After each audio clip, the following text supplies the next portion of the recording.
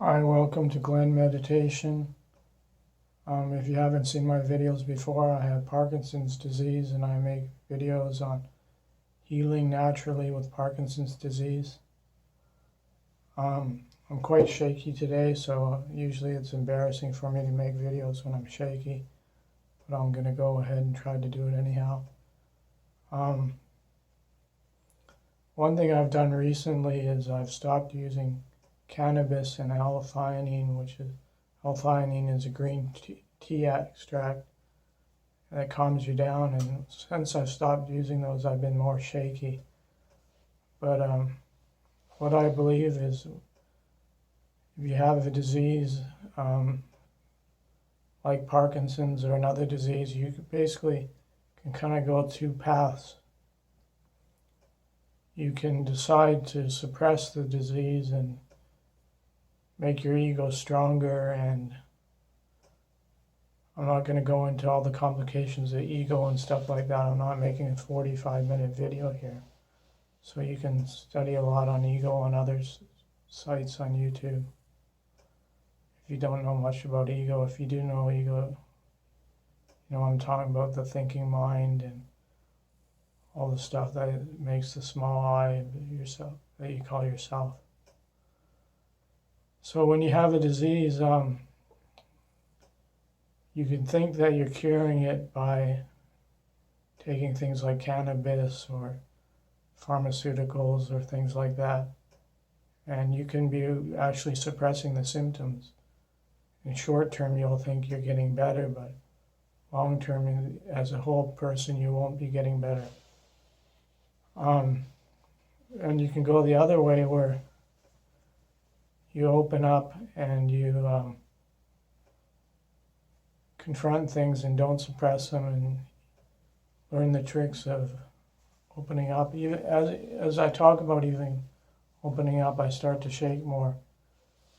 And so it's opening up is more challenging than closing down.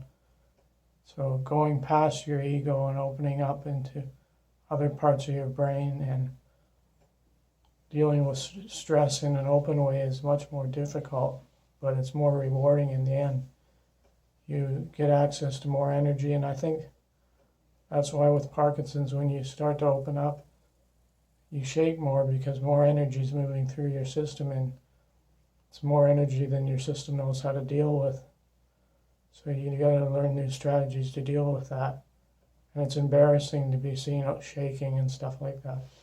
So again, the sort of two dynamics, closing down and opening up. One, you use strategies to close yourself down, and then your symptoms might be lessened and you think you're getting better. Or you do the other way where you're opening up. And one thing that's with Parkinson's is the number one determiner on whether you get worse or not is how much you isolate yourself. If you isolate yourself, that's the number one determinator if Parkinson's progresses. So what I think a lot of us are doing nowadays is we're getting more egocentric, and even when we're in public, we're isolating ourselves more and more from people. And I think we're isolated from nature.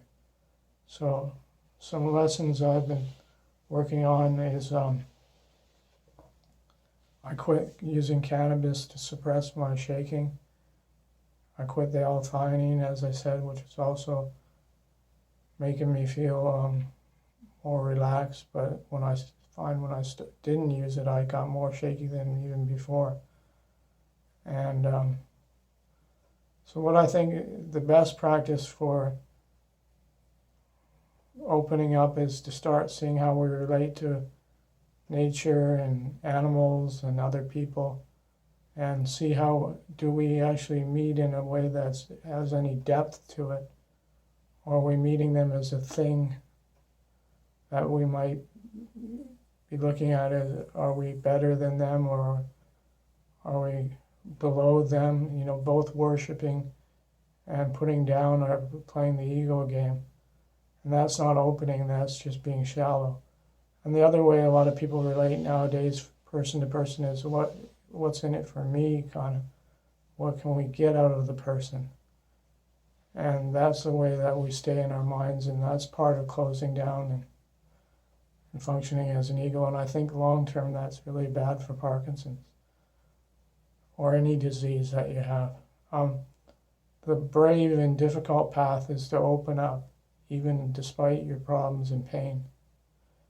And it's confusing because cannabis can help people who are in really low stages of functioning to get to a neutral state.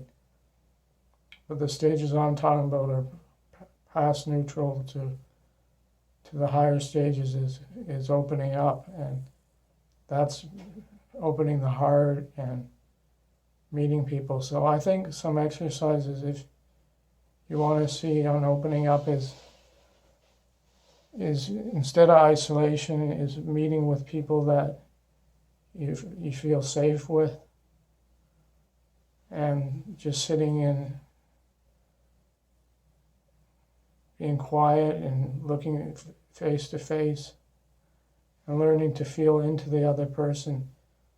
I notice a lot with myself because I'm open and sensitive. If I go into the city, I feel a lot of, like I absorb a lot, and I feel quite deep into people, and that's overwhelming to my system. So I could kind of isolate myself and act like that's a threat to me, or I could learn how to deal with this in an open way.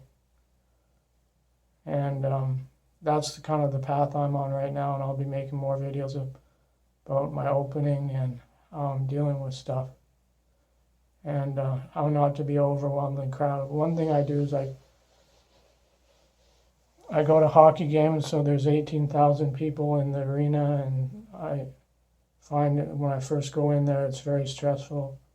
And if I calm down and enjoy the game in an open way, then I have a good night. But that's more challenging than staying home and isolating. And I notice the type of people I get around affects how much I shake.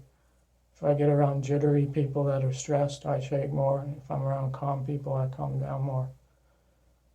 Just talking about these subjects, I even start to get shaky and triggered, so it's kind of opening, doing a video about that.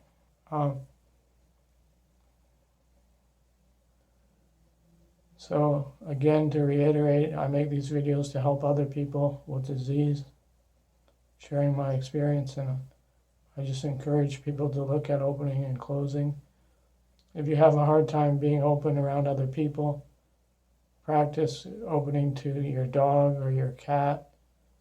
See if you're looking at it through your mind as a thing, or can you actually feel it with your feet.